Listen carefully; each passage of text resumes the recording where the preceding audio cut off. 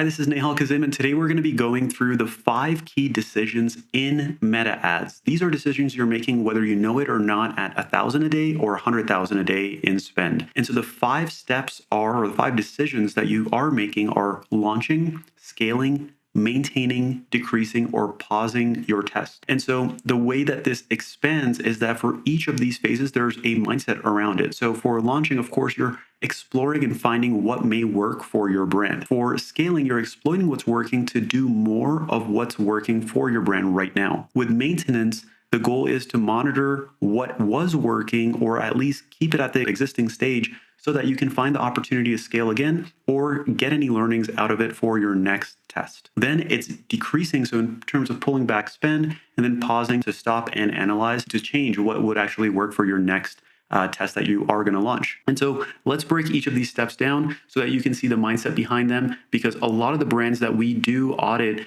most of the teams don't actually have a methodology on how to make these decisions and when is the cutoff. And even if there's a cutoff, that cutoff or those decisions are not getting implemented, whether it is to launch at a predictable time, to scale when things are working, to maintain or decrease budgets when things are not, or pausing. These sound very fundamental, but there's usually not a method. So that's what we're going to go through in this video. And so for finding new winners across the brand, there's different things that you can test, right? The primary test that you're going to be launching are creatives, a systematic way to launch these creatives so you're not thinking of like, well, what should I do next? Then copy. Now that you have the creative system, what is your process for testing additional copy? There's landing pages and funnels that you may want to test based off of what's working for you at the moment, as well as offers. And so, of course, the goal here is that all of these tests that you're running go through the same process, so you're doing it as objectively as possible and limiting as many of these variables so that you're just able to optimize for that test. Once you have a test launch and it's winning, it moves to the scaling step of doing more of what's working. And so what you want to do is identify the winners based off of a success metric. Usually it's ROAS or CPA. And there's, of course, way more advanced versions of where are you looking at this data, et cetera, and what lens. And then what is your target for that success metric? So an example would be, if I have 100% ROAS for a subscription company, I get to scale. Or if my CPA is below this number, I scale. But what is the definition of scaling for your business, for your brand right now when it comes to Meta, for example? And so are you increasing your budget as a percentage over after X number of days or Y number of days in this example? So it could be increase my budget 20% every 3 days at the campaign level for this specific, or at the AVO level if that's how you're doing the test. And so what does scaling mean for you right now at this stage of your company? Scaling when you're spending 1,000 a day versus say 30,000 a day, like the percentages and the numbers of total spend increase are significantly different. And so making sure your team understands that at the different stages is vital. Next, after you have scaled a test, then it's maintenance. And the reason you get to maintenance is because it's not performing better, things are not improving, or you're seeing a decrease in performance, but not significant enough to pause or decrease budget. And so the reason maintaining your test is because at the end of the day, is it hitting your CPA or ROAS target?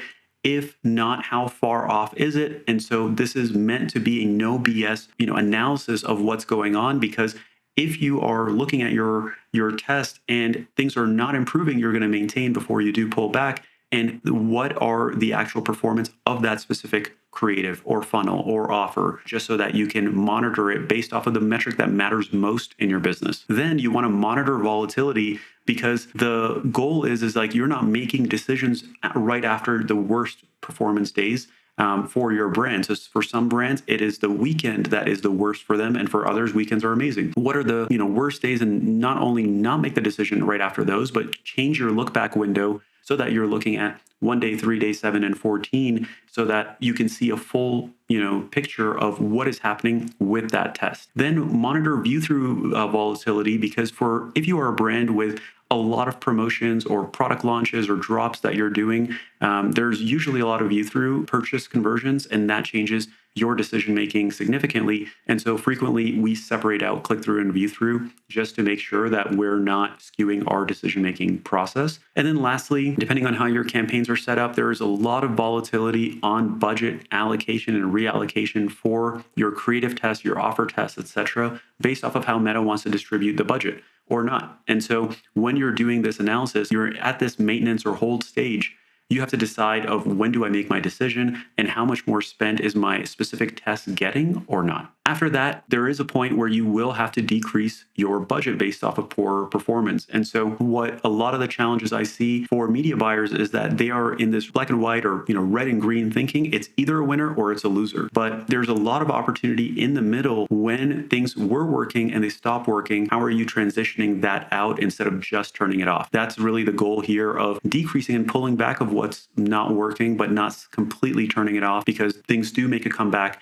And the same thing that was working and it stops, there are opportunities to learn from that and also create more account stability because of those specific tests. You can also pull back at the campaign level if you're doing CBO campaigns primarily. If you're doing ABO, of course, you reduce budgets at the ad set level. If you are in a situation where you see opportunity but you don't want to turn things off completely, you can also set ad set level max budgets so that you can still get delivery, but not for ad sets or specific tests to go completely crazy. And so that is another way to mitigate your testing. And then the last step here is pausing, knowing when to stop. And so having the North Star metric of whatever that metric is for you, if you're not hitting it for X number of days, you turn that off.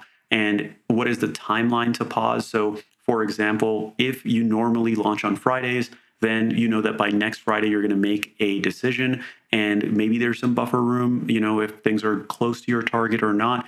But you do need a judgment day, which is that if it doesn't hit targets by this day, we will turn it off, because a lot of media buyers are optimistic and they know that maybe it will turn around. Well, just give it a couple more days, but that extends indefinitely, and then you never turn it off. And so cutting off the losers is something that a lot of media buyers don't do as aggressive as could be recommended.